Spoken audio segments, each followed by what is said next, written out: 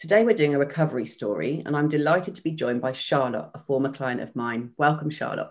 Hello there. Nice to be here.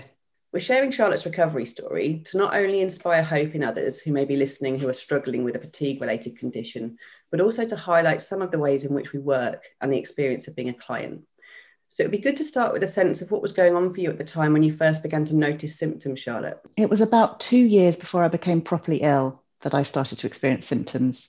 And I was very much not in touch with my body and ignoring those symptoms.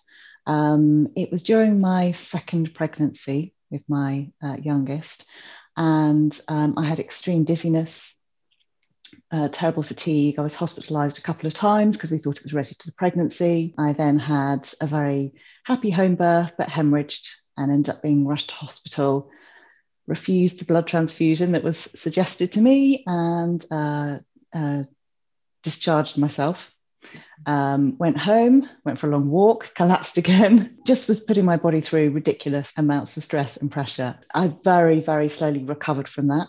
Got to a point where I had a goodish year, and then we moved house there about the fourth time in 2 years. I was incredibly tired, lots of periods of dizziness, lots of headache, just wasn't right. And I took vitamins and I kept exercising because I thought that was the way to get through it.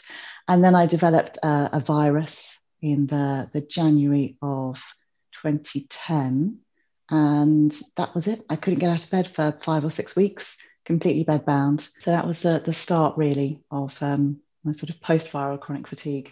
Yeah, so you came to the OHC as a patient and I met you for the first time in 2013, so a couple of years after you become ill. And you attended the 90-day programme in person, which is a workshop which we've now moved entirely online. But the time that Charlotte did it, it consisted of 5 afternoons of group sessions with other people suffering from chronic fatigue or fibromyalgia.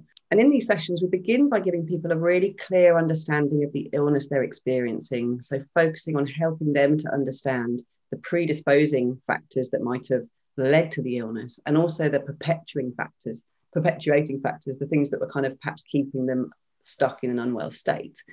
And we draw out a boatload and help them to identify the various psychological and physiological loads they've been experiencing.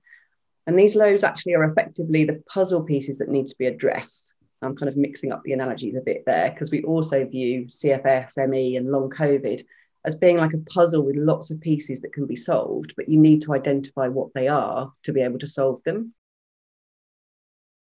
I was incredibly excited, but I was also incredibly anxious that coming up to London and spending that amount of time face to face with other people would cause a crash. This probably isn't relevant at the moment, but we took care of the practical side of things by staying, I think it was a Premier Inn in Hampstead, and it's a 10-minute car drive. Brought lots and lots of food because obviously I was struggling with blood sugar issues, and my husband came as support. So the practical side of things was taken care of.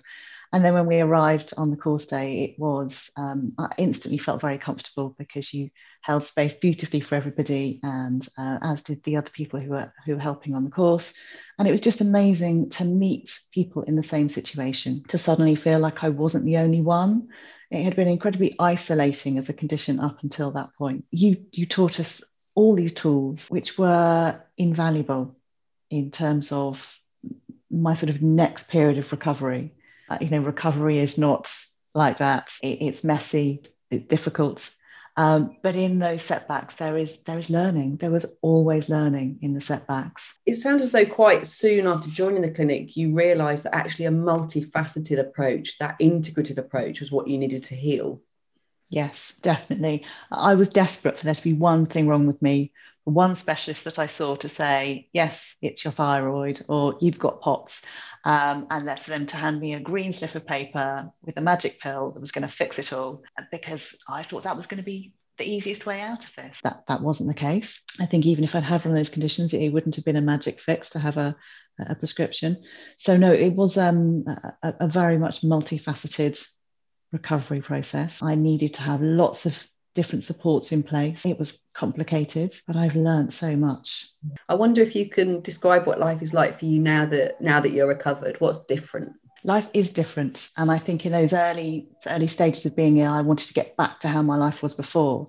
But I think when you're that broken, you have the option to kind of make choices about how you're going to go forward. Going back wasn't sustainable. I wouldn't have been able to sort of to be well if I'd gone back to those old patterns. So yeah, I have the energy to do all sorts of things that I didn't think were possible when I was ill. Lucky enough to go skiing on occasion, foreign travel, enjoying time with my family, and teaching yoga, which is a huge passion of mine. I know another thing that you kind of learned as you went along was that actually the slower you went, the quicker you made progress. Yes.